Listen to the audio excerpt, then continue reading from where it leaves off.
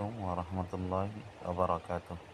প্রিয় বন্ধুগণ, আমাদের স্মার্টফোনগুলা আপডেটের কারণে আমাদের যে ডায়াল প্যাড, সেই ডায়াল প্যাডে কল দিলে বিভিন্ন আকার ধারণ করছে, দেখা যায় বড় বড় লেখা উঠছে, মানে বিভিন্ন আকার।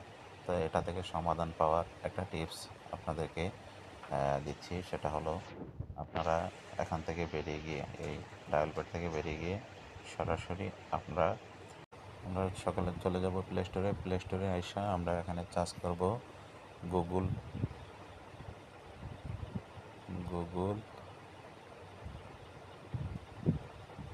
ফোন।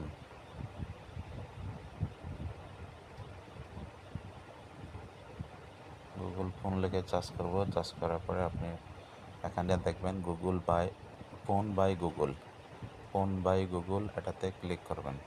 ক্লিক করার পরে এখানে লেখা থাকবে আনইনস্টল এবং আপডেট। আপনি আনইনস্টল করবেন। আনইনস্টল করার পরে আপনার ডান পাশে থাকবে ওপেন।